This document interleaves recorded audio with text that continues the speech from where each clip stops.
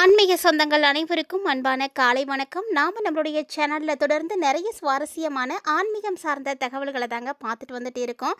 அந்த வரிசையில் இன்னைக்கு என்ன பார்க்க போகிறீங்க அப்படின்னா, புதிதாக பிறந்து நடைபெற்று கொண்டிருக்கக்கூடிய ஆங்கில மாதமான டிசம்பர் மாதம், ஆண்டினுடைய கடைசி மாதம், அதாவது புது வருடத்தினுடைய அஸ்திவாரமாக இருக்கக்கூடிய இந்த மாதம் கும்பராசி அன்பர்களுக்கு எப்படி இருக்குது, என்னென்ன கிரக நிலைகள் எந்த இடத்துல இருந்து செயல்பட போகிறாங்க, என்ன மாதிரியான மாற்றங்கள் உங்களுக்கு வந்து கிடைக்க இருக்குது அப்படின்றத பற்றி தான் தொடர்ந்து பார்க்க போகிறோம். வீடியோக்குள்ளே போகிறதுக்கு முன்னாடி நீங்களும் நம்ம சேனலை சப்ஸ்கிரைப் பண்ணாமல் இருக்கீங்க அப்படின்னா மறக்காமல் சேனலை சப்ஸ்கிரைப் பண்ணிக்கோங்க. கூடவே பக்கத்தில் இருக்கிற பெல் சிம்பிளையும் கிளிக் பண்ணிக்கோங்க.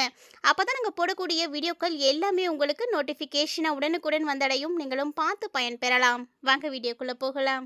ஒரு தனி மனிதனுடைய வாழ்க்கையில் இன்பங்களும் துன்பங்களும் மாறி மாறி வந்துட்டே தான் இருக்கும்.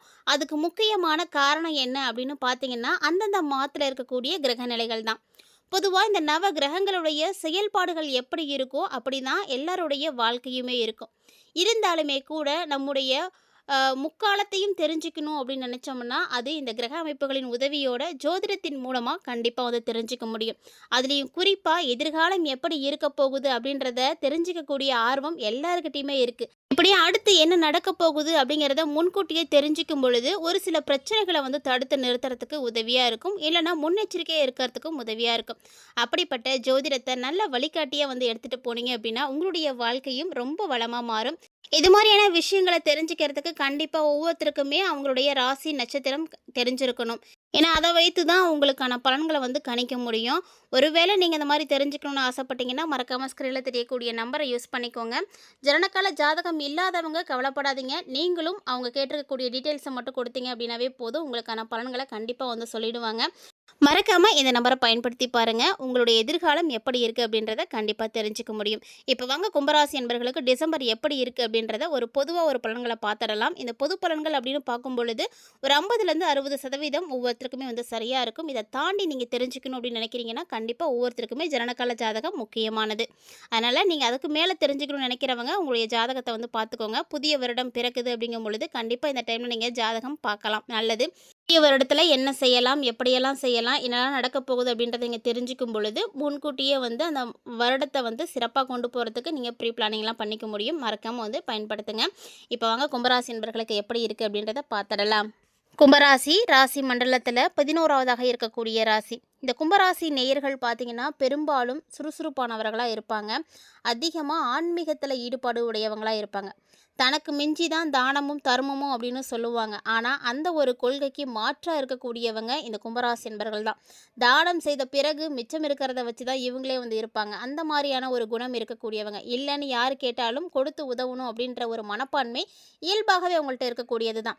ஸோ அவங்களுக்கு எவ்வளோ பெரிய கஷ்டங்கள் இருந்தாலுமே அதை வெளியில் காட்டிக்காமல் எல்லாரும் கேட்குறாங்க அப்படின்னா அவங்களுக்கு கொடுக்கணும் அப்படின்னு நினைக்கக்கூடியவங்க. இந்த மாதிரியான குணாதிசயங்களோட உங்களுடைய வீட்டில் யாராவது இருக்காங்க அப்படின்னா மறக்காமல் வீடியோக்கு ஒரு லைக் பண்ணுங்கள். தொடர்ந்து வீடியோ பாருங்கள். மறக்காமல் அவங்களோடையும் ஷேர் பண்ணி விடுங்க, அவர்களும் பார்த்து பயன்பெறட்டும். கும்பராசி என்பர்களுக்கு வருடத்தினுடைய கடைசி மாதத்தில் மிகப்பெரிய மாற்றங்கள் நடக்க இருக்குது. ஆனால் இப்போ தான் 2025ஆம் ஆண்டே பிறந்த மாதிரி இருக்குது. கடைசியாக பார்த்திங்கன்னா கடைசி மாதத்துக்கு நம்ம வந்துட்டோம். இன்னும் கொஞ்ச நாள்லேயே புத்தாண்டு பிறக்க போகுது. புதிய வருடம் நிறைய எதிர்பார்ப்புகளோடு இருக்கக்கூடியவர்களுக்கு எதிர்பார்ப்புகள் நிறைவேற போகுதா? அது கும்பராசினியர்களுக்கு பல்வேறு விதமான எதிர்பார்ப்புகள் இருக்குது. உங்கள் எதிர்பார்ப்புகள் பூர்த்தியாகக்கூடிய அளவுக்கு இந்த வருடம் இருக்க போகுதா அப்படின்றத இந்த மாதத்துலேயே நம்ம வந்து பார்த்துடலாம். ஸோ இந்த மாதம் இருக்கக்கூடிய கிரக நிலைகள் பார்த்திங்கன்னா சூரியன் செவ்வாய் காலபுருஷனுடைய 9வது வீட்டில் பயணிக்க போகிறாங்க. அதே போல் சனி பகவானுடைய முழுமையான பார்வையில் இருக்கிறாங்க. ஸோ இதனால் உங்களுக்கு நிறைய மாற்றங்கள் கண்டிப்பாக இருக்கும். மேலும் இந்த மாதத்தில் பார்த்திங்கன்னா குரு முன்னாடியே வக்ரம் அடைஞ்சிட்டாரு. வக்ரம் அடைந்த குரு பகவான் இன்னும் 3 மாத காலங்களுக்கு வக்ர நிலையில் தான் இருக்க போகிறாரு. கடகராசியில் வந்து பயணிக்க போகிறாரு.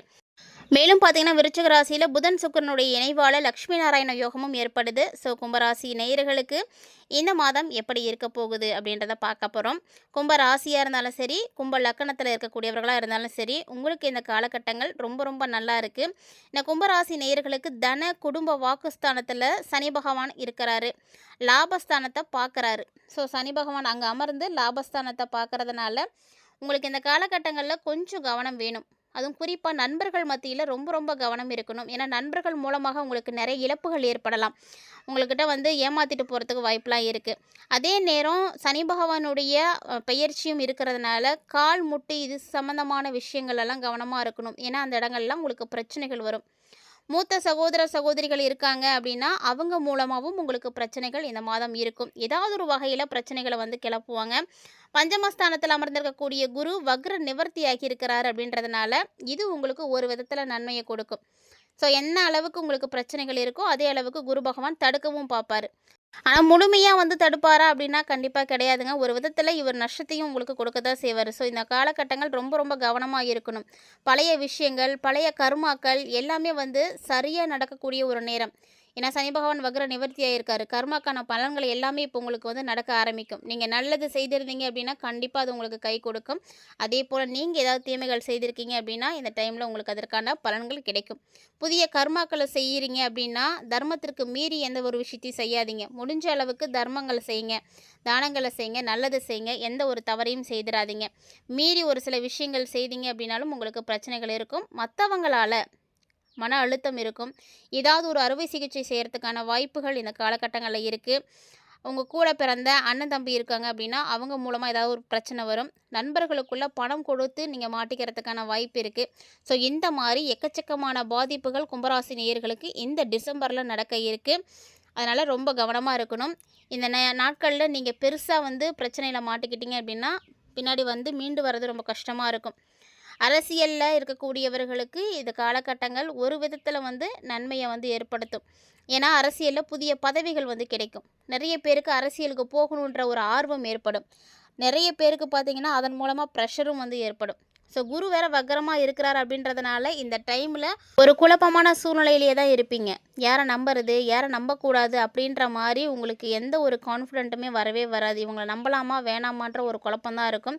2வது இடத்துல சனி பகவான் அமர்ந்திருக்கிறாரு. ஸோ எந்த விஷயத்தை நம்ம பேசலாம் வேணாம் அப்படின்ற மாதிரி யோசிச்சிட்டே இருப்பீங்க. பேசினா தப்பாயிடுமோ, அந்த இடத்துல நீங்கள் பேசக்கூடிய விஷயம் நல்லதாகவே இருந்தாலும் மற்றவங்களுடைய பார்வைக்கு அது தப்பாக தான் போய் முடியும். அதனால் இந்த காலகட்டங்களில் கும்பராசி நேயர்கள் பெருமளவு வந்து பேசாமல் இருக்கிறதே நல்லது தான். அதுலேயும் குறிப்பாக பண விஷயத்துலலாம் நீங்கள் கொஞ்சம் கவனமாக இருக்கணும். நீங்கள் எதிர்பார்க்குற அளவுக்கு எந்த ஒரு முன்னேற்றமும் இந்த மாதம் உங்களுக்கு இருக்காது. பெருசாக நீங்கள் எதுவும் அதனால் எதிர்பார்ப்புகளையும் வைக்காதீங்க. அதிகமாக செலவு பண்ணாதீங்க. அப்படி ஒரு வேளை நீங்கள் செலவு பண்ணிட்டீங்க அப்படின்னா இந்த மாதம் வந்து உங்களுக்கு ரொம்ப சிக்கலாக தான் இருக்கும். பணம் விஷயத்தில் ரொம்ப ரொம்ப கவனமாக இருக்கணும். கும்பத்தில் இருக்கக்கூடியவர்களுக்கு பஞ்சமஸ்தானத்தில் இருக்கக்கூடிய குரு 1 மட்டும்தான் இந்த மாதம் முழுக்க உங்களுக்கு ஆறுதல் கொடுக்கக்கூடிய விஷயம் அப்படின்னு சொல்லணும். ஏன்னா மற்றபடி எந்த கிரகங்களுமே உங்களுக்கு அந்த அளவுக்கு சரியாக இல்லை. 10வது இடத்துல இருக்கக்கூடிய புதன் சுக்கிரன் பார்த்தீங்கன்னா உங்களுக்கு வண்டி வாகனங்கள், சினிமா, மருத்துவம் சார்ந்த உங்களுக்கு ஒரு சில விஷயங்களை வந்து சாதகமாக மாற்றி கொடுப்பாரு. அதாவது எதெல்லாம் செய்யணும்னு நினைக்கிறீங்களோ அதை செய்ய முடியும். புதனும் சுக்கிரனும் உங்களுக்கு சேர்ந்து இருக்கிற வரைக்கும் எந்த ஒரு பிரச்சனையும் ஏற்படாது. மற்றபடி உங்களுக்கு எந்த விஷயமும் வந்து சரியாக இல்லை. அதனால் இந்த புதனும் சுக்கிரனும் எவ்வளோ நாளைக்கு சேர்ந்துருக்காங்களோ அவ்வளோ நாளைக்கு நீங்கள் வந்து கொஞ்சம் ஃப்ரீயாக இருக்கலாம். அதுக்கப்புறம் உங்களுக்கு பிரச்சனை இருக்குது. கும்பத்தில் ராகு பகவான் வெளியே போகிற வரைக்குமே உங்களுக்கு மனசில் கலக்கம் இருந்துகிட்டே தான் இருக்கும். ஏன்னா கும்பத்தில் ராகு இருக்கிறாரு.